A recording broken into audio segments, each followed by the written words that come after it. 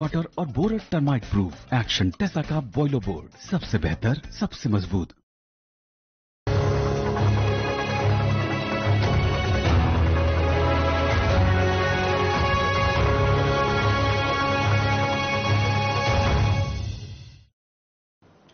नमस्कार, बुलेटिन लेकर मैं हूं आपके साथ संदीप निंजन सरकार। खबरों का रुख करेंगे, लेकिन उससे पहले एक नजर इस वक्त की हेडलाइंस पर।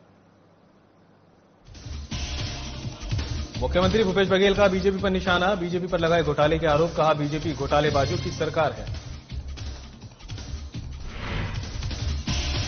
पूर्व मंत्री राजेश मूणत ने की प्रेस कॉन्फ्रेंस, केंद्र सरकार के योजनाओं की दी जानकारी, कहा गरीबों के लिए लाई गई पीएम आवास योजना।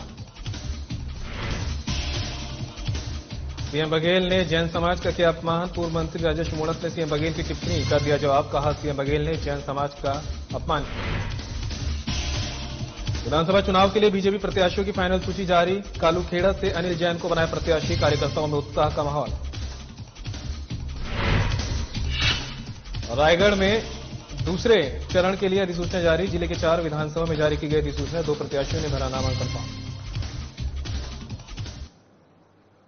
अब रुक कर लेते हैं खबरों का। सीएम भूपेश बघेल ने एक बार फिर से बीजेपी पर निशाना साधते हुए कहा कि बीजेपी के कार्यकाल में इतने घोटाले हुए हैं और सबसे बड़े घोटालेबाजों के नामांकन कार्यक्रम में बीजेपी के कई केंद्रीय नेता शामिल हो रहे हैं। साथ ही कहा कि बीजेपी कैसे भी करके सत्ता में आना चाहती है और अपनी सरकार बनाना चाहती है। घोषणा पत्र को लेकर के सीएम भूपेश बघेल ने एक बार फिर से अपनी तमाम योजनाओं को बताते हुए कहा कि आने वाले समय में घोषणा पत्र जारी होना है, जिससे जाति जनगणना, धान खरीदी और आवासीय योजना के संबंध जानकारी शामिल होगी। साथ ही ऐसी कई अन्य योजनाएं जो वर्तमान में चल रही हैं, जैसे धनवंतरी योजना, गोधन योजना और अन्य कई योजना सुचारू रूप से जारी रहेगी, जिसकी सूचना घोषणा पत्र के माध्यम से प्रदेश की जनता को दी जाएगी।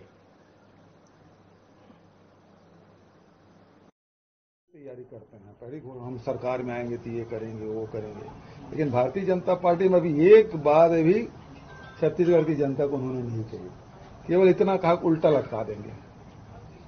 और महाघोटालेबाज के वो नामांकन में गए थे, लटकाना तो उसको था, वो कर नहीं रहे हैं और उल्टा लटका के सीधा कर देंगे बोलते हैं। तो ये धमकी वाली बात जो गली मोहल्ले में जो दादा लोग करते हैं ना, उस प्रकार की भाषा है। छत्तीसगढ़ की जनता के लिए क्या करोगे ये नहीं बताया। मतलब आपकी नियत ये है कि कैसे करके सरकार को बदनाम किया जाए और बदनाम करके सत्ता में आया जाए और सारे जो संपत्ति छत्तीसगढ़ की जितने खदान है, फैक्ट्री है, सबको अडानी सौंप दो। इनका एकमात्र एजेंडा है, इसके अलावा कोई दूसरा एजेंडा नहीं है। चाहे नगर नार स्टील प्लांट हो, चाहे खदान हो, चाहे कोयला खदान हो, चाहे लोहा खदान हो, सबको अडानी सौंपना चाहते हैं।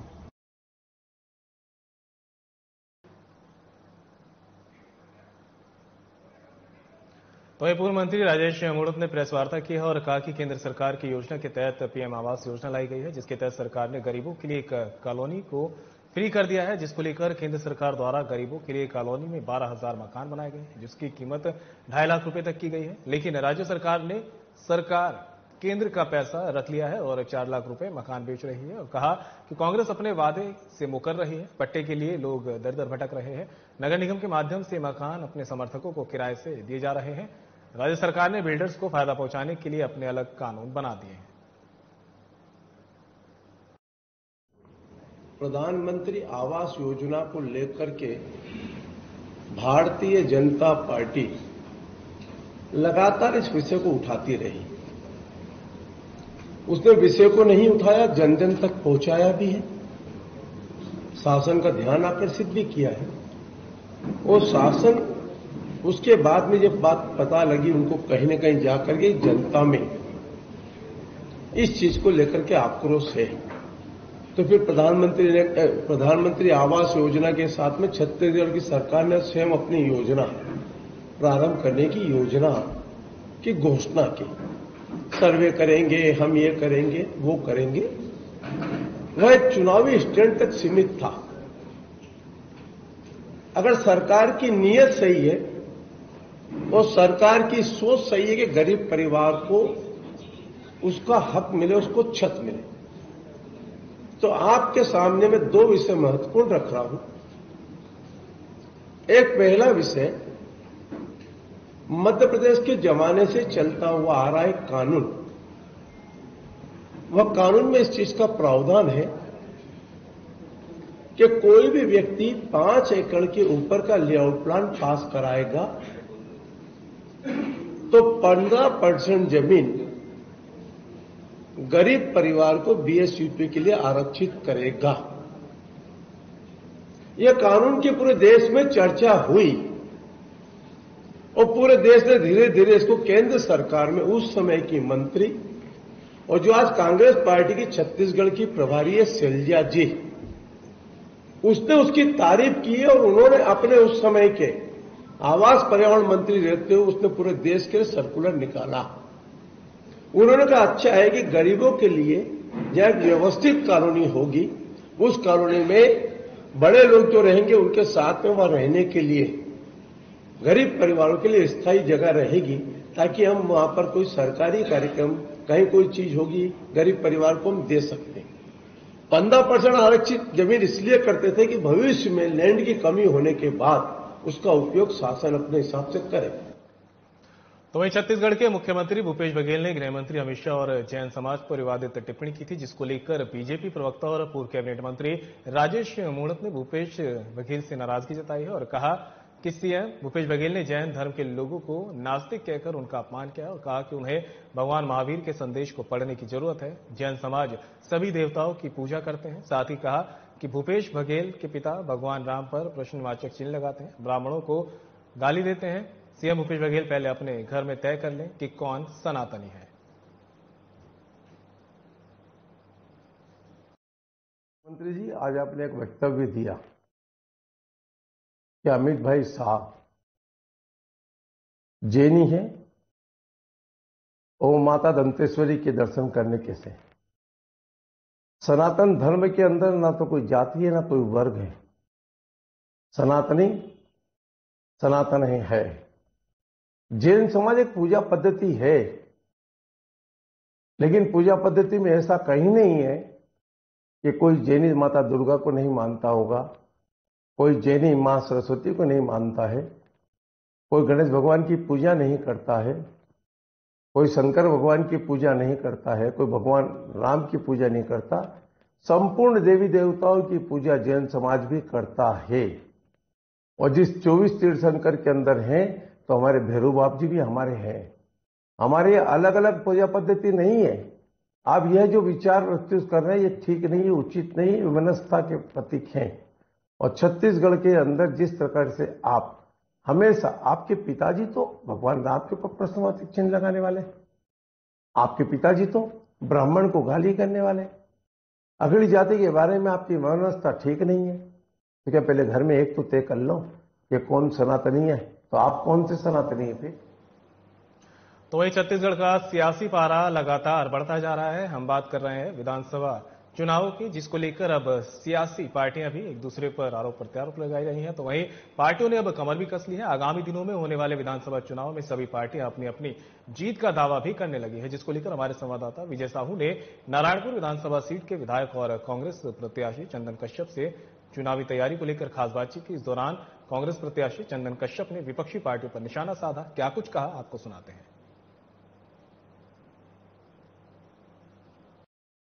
ये लोग झूठ बोलते हैं और झूठ बोलते ही रहेंगे, जो पूर्व में भी झूठ बोला था उन्होंने।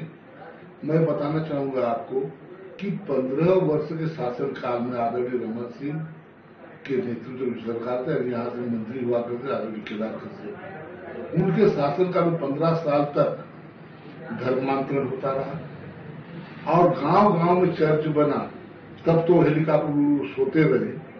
आज आदिवासी उनको याद है, यदि उत्तरी आदिवासी हितैषी होते तो एक सरपंच को पेशाब नहीं पिला के भारतीय जनता पार्टी किस आदिवासी बात करते हैं। उनको सिर्फ और सिर्फ आदिवासी नजर आ रहा, क्योंकि उनका जनाधार खसक चुका है। इन 76 साल में, भारत आजाद हुए 76 साल में 60 साल के घर में राजनीति क्या विकास किया, सब तो कांग्रेस किया था।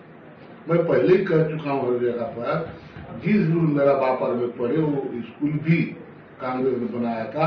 अब जिन सड़कों में चल रहे हैं, जिन जहाजों से उड़ रहे हैं और जिन रेलगाड़ियों में चल रहे हैं और जिन बड़े बड़े उद्योगों में का माल खा रहे हैं और जिन बड़े बड़े अस्पताल में इलाज कर रहे हैं, शायद सब कांग्रेस ने 2014 में आदरणीय मोदी जी ने नहीं बनाया।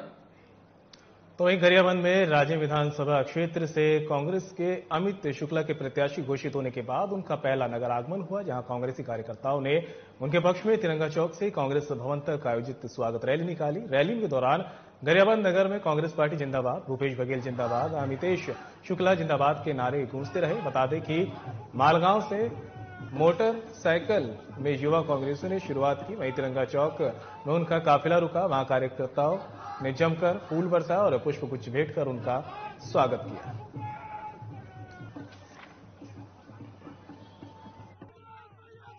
ऐसा है कि लोगों का प्रेम स्नेह परिवार जैसे सदैव रहा हूं और उसी का प्रेम स्नेह जो ये उत्साह दिख रहा है। और साथ ही कांग्रेस पार्टी ने जो 5 साल में काम करा है किसानों के लिए, गरीबों के लिए, मजदूरों के लिए, वो सब भी है। उसका भी कारण है, मैं एक परिवार के सदस्य जैसे रहता हूं, उसका भी प्रेम है। ये सब मिल के जो है इतना ज्यादा उत्साह और जोश जो दिख रहा है। कुछ नहीं होता उससे, क्योंकि जब जो रेस का घोड़ा रहता है वो पहले पीछे रहता है और जब दौड़ता है तो नंबर 1 पे जो है वो आने वाला वो पीछे से ही आगे आता है।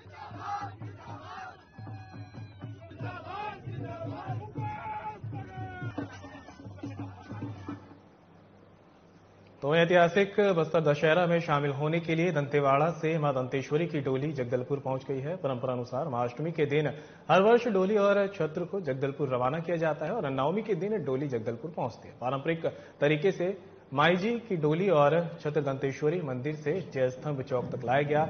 इसके बाद डंकनी नदी के पुल के करीब माई जी की डोली की विधि विधान से पूजा अर्चना की गई। यहां भी जवानों ने डोली और छत्र को सलामी दी। माई जी की डोली को मंदिर में पूजा अर्चना के बाद डंकनी नदी के किनारे जज बंगले के सामने निर्धारित स्थल पर लाया गया है। यहां टेंपल कमेटी के अध्यक्ष ने पूजा अर्चना की है।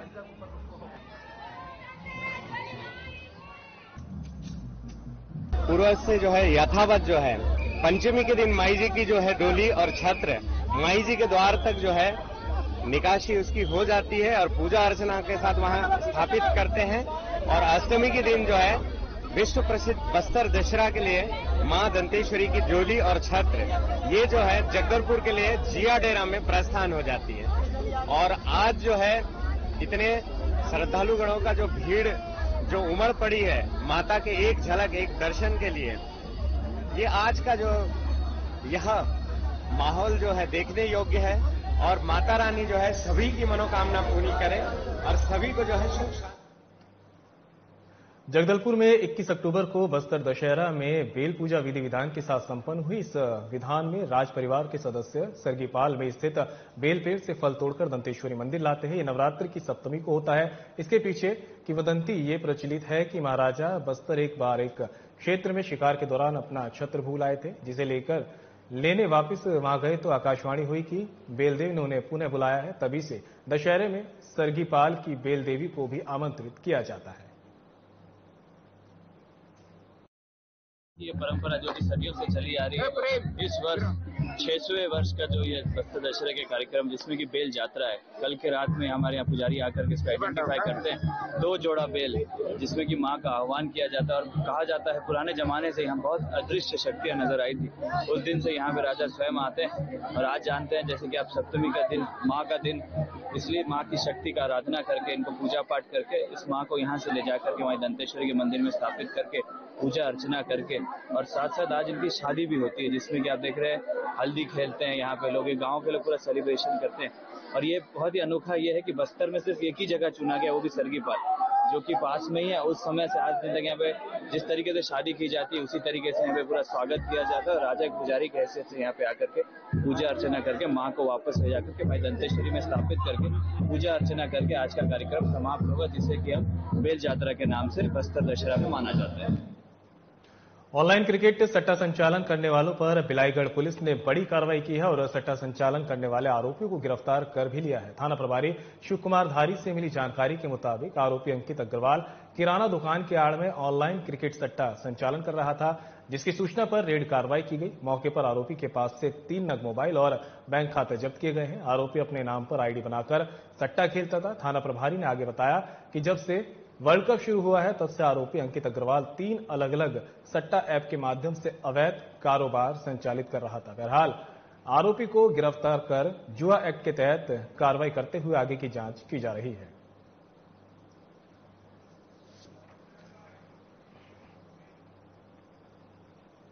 भारत न्यूजीलैंड क्रिकेट मैच में मोबाइल पर क्रिकेट सट्टा लगाकर रहे 4 आरोपियों पर यहां पर रायगढ़ पुलिस ने कार्रवाई करते हुए उन्हें गिरफ्तार किया है। आरोपियों से 11,000 रुपए और 4 मोबाइल जब्त किए गए हैं। बता दें कि क्रिकेट सट्टा पर साइबर सेल और चक्रधर नगर पुलिस की संयुक्त कार्रवाई की जा रही है। रायगढ़ वरिष्ठ पुलिस अधीक्षक सदानंद कुमार के दिशा निर्देशन पर साइबर सेल और थाना की टीम द्वारा अवैध मादक पदार्थों और जुआ सट्टा पर लगातार कार्रवाई की जा रही है। चारों आरोपियों के खिलाफ थाना चक्रधर नगर में धारा 6 अधिनियम के तहत कार्रवाई की गई है। क्रिकेट सट्टा रेड की कार्रवाई में थाना प्रभारी प्रशांत राव अहेर, उपनिरीक्षक जीएल साहू, सहायक उपनिरीक्षक नंदू की अहम भूमिका रही।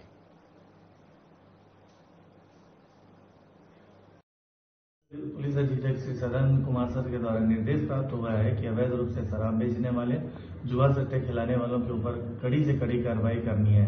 जिस कड़ी में आज हमको जानकारी मिली कि पहाड़ मंदिर के पास, कौवा कोंडा के पास कुछ लोग भारत और न्यूजीलैंड के बीच चल रहे वनडे क्रिकेट मैच में सट्टा लिख रहे हैं कि जानकारी मिलने पर साइबर सेल के साथ चक्रधर नगर पुलिस की संयुक्त टीम के द्वारा छापेमार कार्रवाई की गई।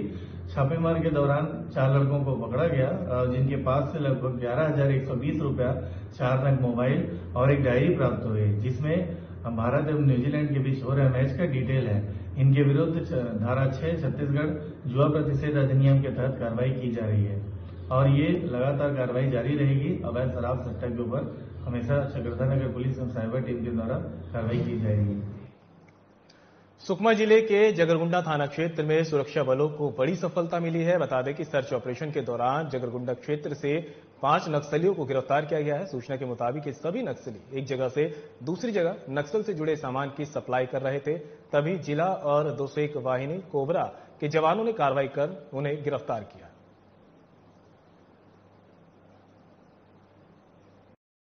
नक्सल उन्मूलन अभियान के तहत आज 201 वाहिनी बेदरे तथा थाना जगरगुंडा से फोर्स एरिया डोमिनेशन के लिए दूरंदरबा की ओर निकली हुई थी। फोर्स को देखकर कुछ लोग भागने की कोशिश की, जिन्हें दौड़ाकर पकड़ा गया तथा उनसे उनका नाम पूछा गया। और नाम पता पूछने तथा उनको अच्छे से चेक करने पर उनके पास से स्पाइक्स, सब्बल, नक्सली पर्चा तथा अन्य प्रतिबंधित सामान मिला।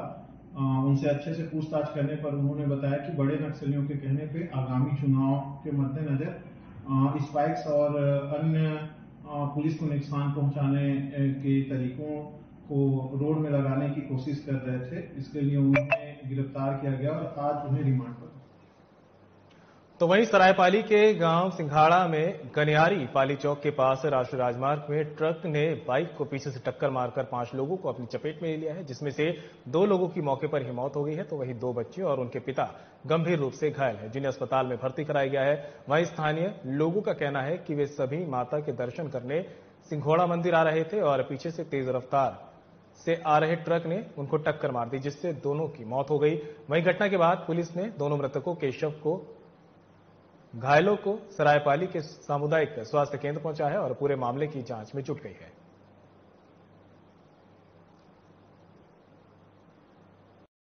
मोटरसाइकिल में हाईवे में चूरागोटा तरफ से सरायपाली की ओर आ रहे थे।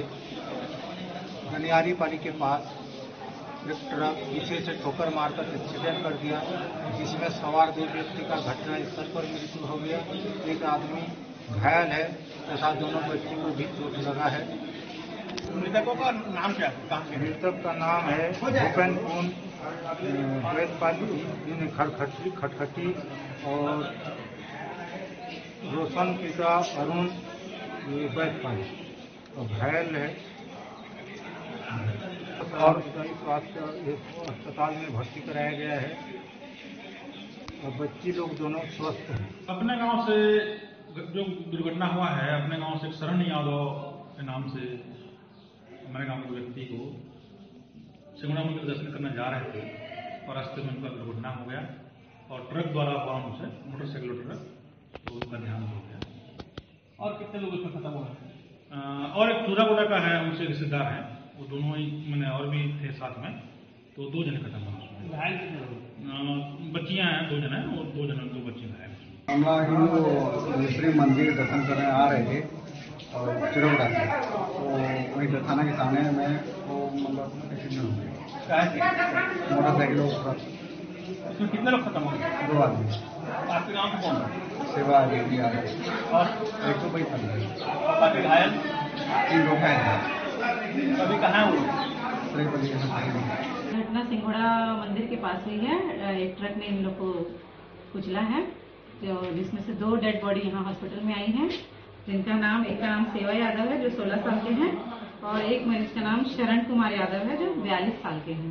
2 बच्चे हैं, छोटे हैं, जिनका इलाज हो गया है, और एक उनके फादर हैं, दोनों बच्चों के फादर हैं, उनका भी ट्रीटमेंट यहाँ हो चुका है। मेडिसिन सब प्रोवाइड कर दी गई है। तो घायलों को सामान्य चोटें आई हैं? जी, उन लोग को सामान्य चोटें हैं। खबर रायगढ़ से है, जहां कोतवाली पुलिस और जिला प्रशासन की कार्रवाई जारी है। वहीं ढिमरापुर चौक पर चेकिंग के दौरान एक बाइक सवार युवक को पकड़ा गया है, जिसके पास से 7,42,000 रुपए जब्त किए गए हैं। ये कार्रवाई दस्तावेज नहीं दिखाने पर की गई है। बता दें कि जिले में आदर्श आचार संहिता को देखते हुए आगे भी लगातार कार्रवाई जारी रहेगी। को देखते हुए पूरे छत्तीसगढ़ राज्य में जो है आचार संहिता लागू है, जिसके तारतम्य में रायगढ़ जिले में भी आचार संहिता को दृष्टिगत रखते हुए वरिष्ठ अधिकारियों द्वारा जो है वरिष्ठ अधिकारियों और जिला प्रशासन के संयुक्त तत्वाधान में एफएसटी टीम अलग अलग जगह पे जाके चेकिंग कर रही है, जिसके तहत आज सिटी कोतवाली रायगढ़ ढिमरापुर चौक पर एक बाइक सिटी 100 जो है उसको रोकने पर उस पर जो सवार व्यक्ति था उसके पास से मिले बैग पे 7,42,000 रुपया पाया गया, जो आदर्श आचार संहिता के तहत 50,000 या उससे अधिक की रकम जो ले जाने पर बैन है उसके तारतम्य में वो आया, जिसको लेके उससे कागज मांगने पर वैध दस्तावेज किसी प्रकार का नहीं दिया और जिसे 102 सीआरपीसी के तहत जब्ती किया गया है।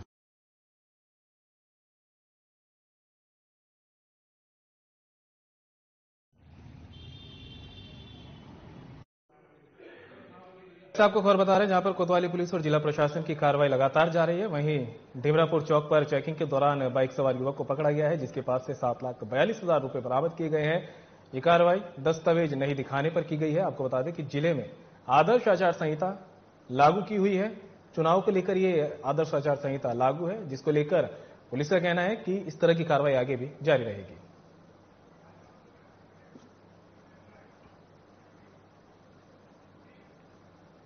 तो बीजेपी ने प्रत्याशियों की फाइनल सूची जारी कर दी है, जिसमें उज्जैन उत्तर से अनिल जैन कालूखेड़ा को प्रत्याशी बनाया गया है। इससे कार्यकर्ताओं में उत्साह का माहौल है। बता दें कि भारतीय जनता पार्टी ने अपने बचे हुए उम्मीदवारों की सूची जारी कर दी। इसमें उत्तर विधानसभा क्षेत्र से पार्टी के प्रदेश कोषाध्यक्ष अनिल जैन कालूखेड़ा को प्रत्याशी बनाया गया। श्री जैन का नाम घोषित होते ही कार्यकर्ताओं में खुशी की लहर दौड़ गई है। नाम घोषित होने के बाद जैन ने सबसे पहले उत्तर विधायक पारस जैन से आशीर्वाद लिया, जिसके बाद दशहरा मैदान स्थित घर पहुंचे, जहां कार्यकर्ताओं ने उनका गर्मजोशी के साथ स्वागत किया और जमकर आतिशबाजी कर खुशी का इजहार किया है। वहीं आलोट विधानसभा क्षेत्र के बीजेपी प्रत्याशी चिंतामणि मालवीय भी वहां पहुंचे थे, उनका भी कार्यकर्ताओं ने स्वागत किया। बीजेपी प्रत्याशी अनिल जैन कालूखेड़ा और चिंतामणि मालवीय ने टिकट मिलने पर पार्टी हाईकमान का आभार जताते हुए कहा कि बीजेपी द्वारा प्रदेश और शहर में कराए गए विकास कार्यों का लाभ पार्टी को मिलेगा और प्रदेश में एक बार फिर बहुमत के साथ बीजेपी की सरकार बनेगी।